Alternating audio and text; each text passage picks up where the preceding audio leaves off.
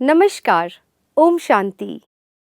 भारत देश भिन्न भिन्न रीति रिवाजों और परंपराओं का देश है।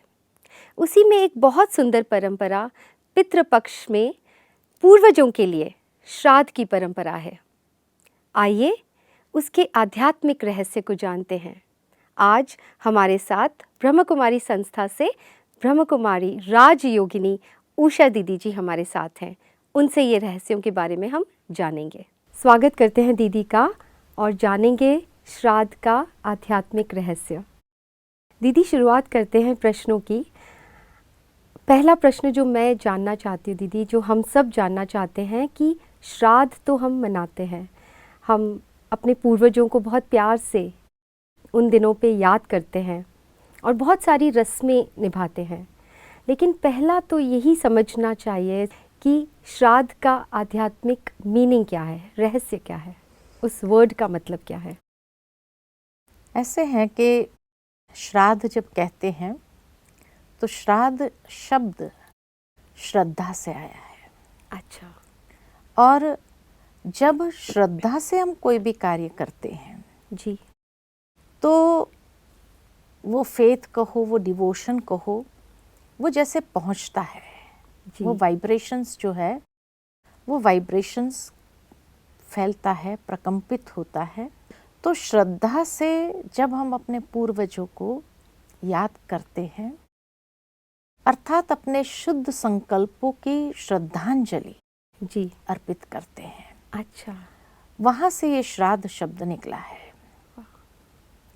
दूसरा कहा जाता है कि खाली पूर्वजों को याद नहीं करना है, लेकिन श्राद्ध के समय में हर व्यक्ति अपने पूर्वजों के या अपने माता पिता के गुणों को, कर्तव्य को याद करते हैं और उनसे प्रेरणा प्राप्त करते हैं। अच्छा। कि हम अपने जीवन के अंदर भी ऐसा कुछ कार्य करें, जो चीज़ उन्होंने किया वो चीज़ हम भी करें। तीसरी बात ये भी कहा जाता है कि जाने अनजानेपन में हम लोगों से कई बार गलतियां होती है जी, और हमने अनजानेपन में भी उनके दिल को दुखाया है। हाँ जी। तो ये श्राद्ध के दिन जो है ये रिमाइंड करते हैं या अंदर से, दिल से रियलाइज करते हुए हम उन पितरों से क्षमा मांगते हैं। अच्छा। कि जाने अनजानेपन में हमसे जो गलतियां हो गई, जिसके माध्यम से आपके दिल को दुखाया है, तो हम क्षमा चाहते हैं और सच्चे दिल से जी प्रायश्चित करते हैं। अच्छा, पश्चाताप नहीं कहेंगे, प्रायश्चित कर रहे हैं जी। तो ठीक है, पश्चाताप हो गया, ओम शांति। हाँ जी। लेकिन जब प्रायश्चित करते हैं यानी एक सच्चे दिल से रियलाइजेशन करते हुए फिर स्वयं में परिवर्तन करने का शुद्ध संकल्प लेते हैं। अच्छा। कि हम अपने अंदर ये परिवर्तन लाएंगे और उसके लिए जैसे प्रतिबद्ध होते हैं, कमिटेड हो जाते हैं। जी जी। साथ ही साथ कहा जाता है कि ये श्राद्ध के दिनों में ही व्यक्ति समय निकालता है अपने पितरों के लिए जी। और समय निकाल करके उनकी हर अच्छी बातों को याद करता है जी। है ना। तो इस तरीके से अगर देखा जाए कि जब व्यक्ति श्राद्ध को सच्चे अर्थ में समझता है जी, तो उस भावना से कर सकता है। श्राद्ध खाली एक क्रिया नहीं है, हाँ। एक रिचुअल नहीं है कि बस हमने क्षमा मांग लिया या हमने अपना एक कार्य पूरा कर लिया अपने पितरों के प्रति, इतना नहीं और है। हो गया बस। ऐसा नहीं जी। लेकिन उसके पीछे ये भाव है हाँ जी। कि हमें अपने जीवन के अंदर अपने गलतियों का एहसास करते हुए उनसे क्षमा मांग लेना है। वाह। है ना। साथ ही साथ ये भी कहा जाता है कि श्राद्ध माना जब हम अपने अंदर संकल्पबद्ध होते हैं, अच्छे कर्म करने के लिए प्रतिबद्ध होते हैं, तो जरूर है पितरों का आशीर्वाद प्राप्त होता है। बिल्कुल जी। तो इसीलिए श्राद्ध का ये भाव है और इस भाव के साथ उसको करना है।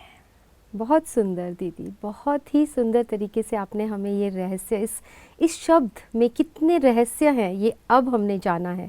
क्योंकि करते तो सब हैं और भाव उनका पूर्वजों के प्रति होता है, लेकिन अगर उन चीज़ों को सही से समझ कर करेंगे, सही भाव से करेंगे, तो परिणाम भी वैसा मिलेगा। जी।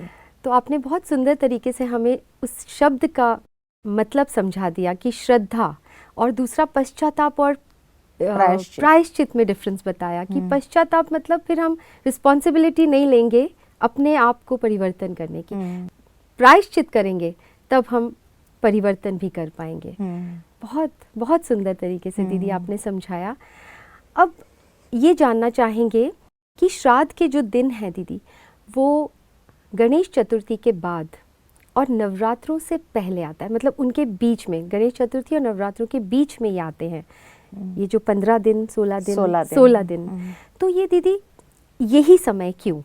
बहुत सुंदर सवाल पूछा आपने, क्योंकि ये जानना बहुत ज़रूरी है कि यही 16 दिन क्यों मनाए जाते हैं।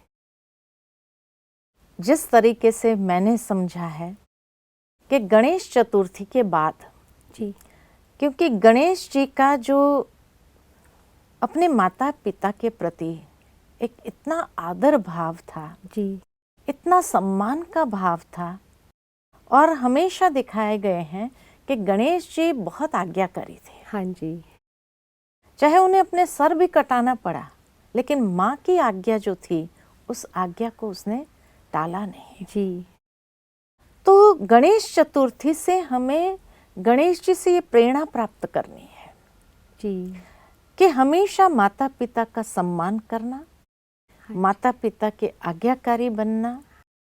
इतना ही नहीं, लेकिन जब कहा जाता है कि दोनों भाइयों के बीच में कहा गया कि भाई आप संसार का चक्कर लगा करके आओ, हाँ जी, तो कार्तिकेय तो तुरंत निकल पड़े अपने वाहन के ऊपर बैठ करके। लेकिन गणेश जी के लिए कहा जाता है कि उसने कहा कि मेरे माता पिता ही मेरे संसार है जी, मेरी दुनिया अगर है तो यही है। और इसीलिए माता पिता को ही बिठा करके उसने पूरा चक्कर लगा दिया, परिक्रमा करके कहा बस यही मेरी दुनिया है। इसमें उनका विजडम भी दिखता है ना विजडम दीदी, भी दिखता है, कितने इंटेलिजेंट वाइज। हाँ जी, और इसीलिए जब ये विजडम था तो विजडम का आधार था स्पिरिचुअलिटी। अच्छा, इसलिए बड़ा सिर जो उनको दिखाते हैं हाँ कि स्पिरिचुअल विजडम के साथ, यानी आध्यात्मिक प्रज्ञा के साथ जी, वो हर कर्म करते थे। जी, तो आज के संतान के लिए भी यही प्रेरणा है कि माता पिता का खाली आदर करना, सम्मान करना इतना नहीं, या आज्ञाकारी बनकर चलना उतना नहीं, लेकिन हमेशा ये समझे कि हमारी दुनिया जी, हमारे पूर्वजों के साथ है। ओके, और जितना हमारा आदर भाव उनके प्रति होगा जी, तो नेचुरल है कि उनकी संतान भी वही आदर भाव और सम्मान का भाव उनके प्रति भी रखेंगे। ब्यूटीफुल, जी जी दीदी। और साथ ही साथ आध्यात्मिक प्रज्ञा को लेकर के जीवन में आगे बढ़ना। हाँ जी, इसलिए गणेश चतुर्थी के बाद। अच्छा, दूसरा जो कहा नवरात्रि से पूर्व, हाँ जी, तो नव शब्द जो है, नव शब्द में बहुत गहरा भाव है। नव शब्द नवीनता, अच्छा, नया करना, नया, ओके, न्यूनेस, न्यूनेस जी। तो जीवन के अंदर हमेशा नवीन करने के लिए नेचुरल है अपने पूर्वजों का आशीर्वाद चाहिए। हाँ जी, बिल्कुल, बिना उनसे, बिना आशीर्वाद के हम कोई भी नहीं कार्य में सक्सेसफुल नहीं हो सकते हैं। जी, सफलता को प्राप्त करना है तो बड़ों की शुभ भावना, शुभकामना, आशीर्वाद, वरदान, दुआएं बहुत जरूरी है। यस, तो हर नया कार्य करने के लिए, हर नया कार्य करने से पूर्व आशीर्वाद लेना जरूरी। इसीलिए श्राद्ध के दिनों में जब आशीर्वाद प्राप्त करते हैं तो अंदर में एक संतुष्टि होती है कि अब जो कार्य करेंगे उसमें सफलता जरूर प्राप्त हो। बिल्कुल, एक विश्वास बन जाता है। जी। दूसरा नवरात्रि कहा जाता है शिव शक्ति के दिन। अच्छा, ये शिव जी। शक्तियों के दिन है, जी। जब शिव ने अपनी शक्तियों को उत्पन्न किया और उन्हें दिव्य शक्तियों से सशक्त किया। अच्छा। तो जो आत्माएं अपने पूर्वजों का सम्मान करना जानते हैं, हाँ जी। तो नेचुरल है कि परमात्मा शिव, जिसको भोलेनाथ कहा जाता है, वह भी हमें उस नया कार्य करने के लिए दिव्य शक्तियों से सशक्त करते हैं। ब्यूटीफुल। जब दिव्य शक्तियों से सज्ज हो जाते हैं, हाँ जी। तो नेचुरल है कि जो वीकनेसेस है उसके ऊपर भी विजयी हो जाते हैं। बिल्कुल। इसलिए नवरात्रि के बाद दशहरा, कि जो हमारी वीकनेसेस है उसके ऊपर संपूर्ण विजयी, और विजयी होकर के जब विजयादशमी को बहुत शुभ दिन माना जाता है, जी। कोई भी नया कार्य करना है, कोई भी नई चीज खरीदनी है तो उसी दिन दशहरा करें। के दिन करते हैं। जी। तो मनुष्य ने जब अपनी दिव्य शक्तियों के माध्यम से हाँ जी। वीकनेसेस के ऊपर संपूर्ण विजय प्राप्त कर लिया, साथ ही अपने पूर्वजों का आशीर्वाद है, तो नेचुरल है दिवाली। जीवन के अंदर दिवाली यानी बिल्कुल। उजियारा है, रोशनी है, प्रकाश है, अंधकार समाप्त हो जाता है, और जैसे हर रीति से जी। व्यक्ति प्रसन्नता का अनुभव जीवन के अंदर करता है।